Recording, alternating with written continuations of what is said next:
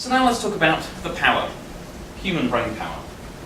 Now we're not talking about the Matrix, although I do use science fiction for a lot of our methods, because a lot of good knowledge in science fiction. But there is a power, there is a powerful force at play in organizations today, as powerful as the notion of democracy in society.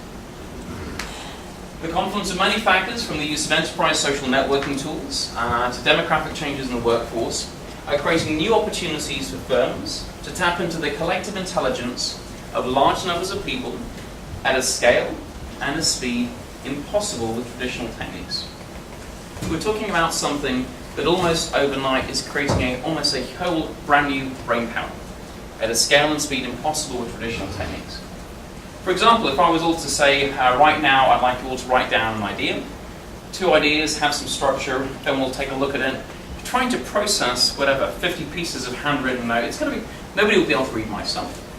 Trying to collect them all together with stupid post-it notes, that doesn't work. Plus, maybe you've got some ideas at home that you can't share.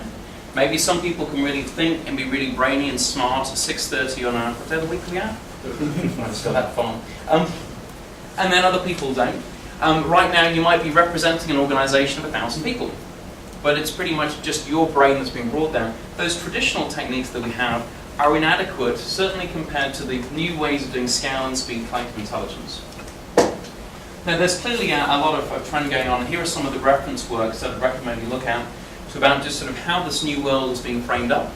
There's The Wisdom of Crowds, which unfortunately about a crowd is about as smart as a crowd gets. Wisdom of Crowds isn't actually very smart. This is one of the dark secrets of wisdom of crowd stuff.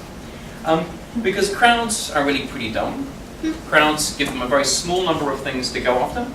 If you ask the crowd to review 15 different molecules for their efficacy, etc., the crowd doesn't tend to give you a very good answer.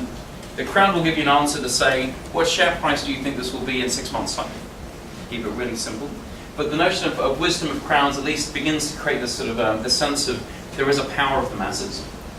Wikinomics, how mass collaboration is changing everything.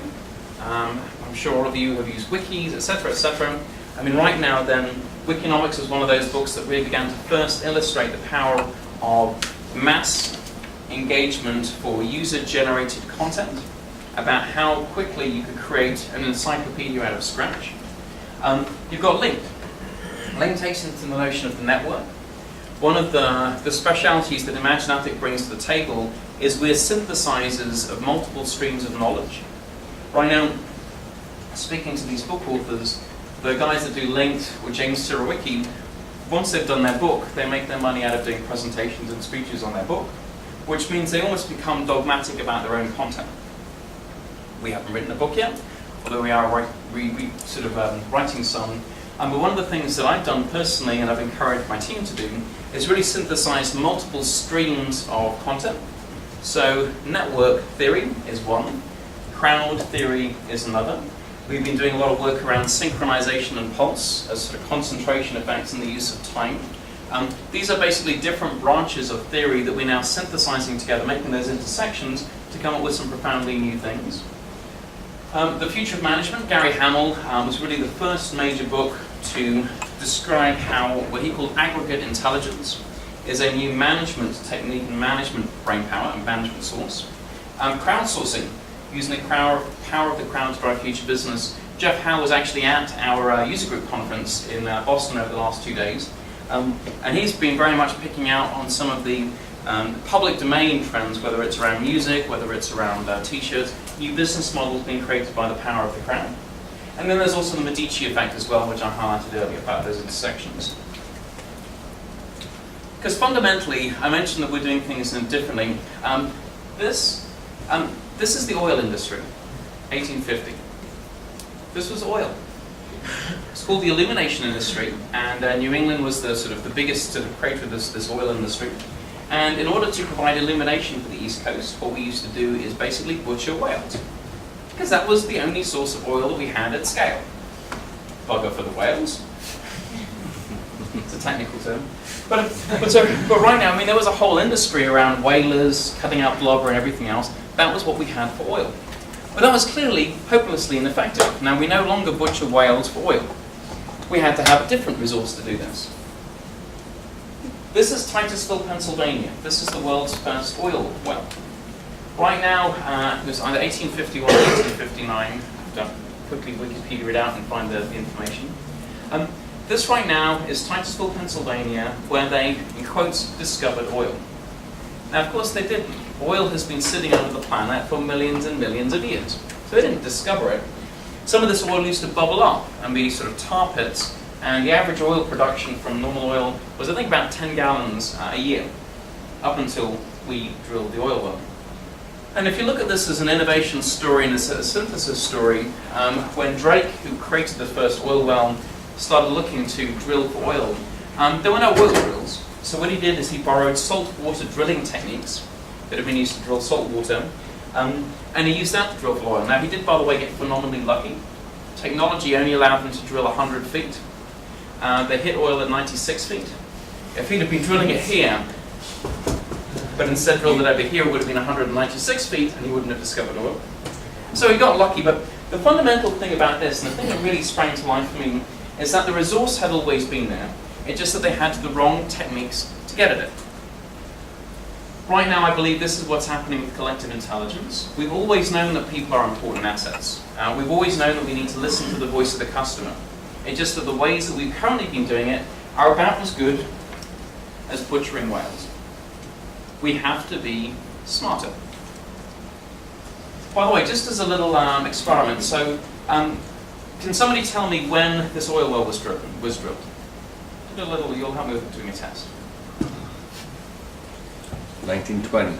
1820. 1878. Got it? Anybody else?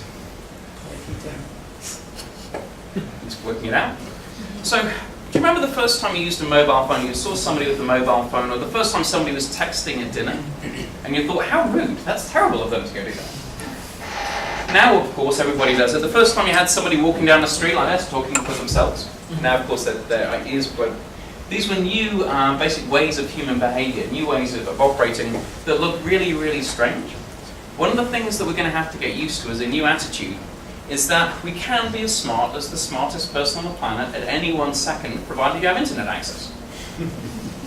So, what year is it? It's charging. 1848. 1848.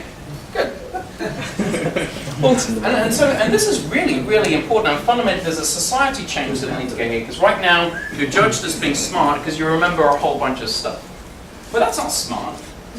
I mean, I had it was really about 3 weeks ago, I was at an awards dinner at the Science Museum in London. Fantastic sort of homage to technology.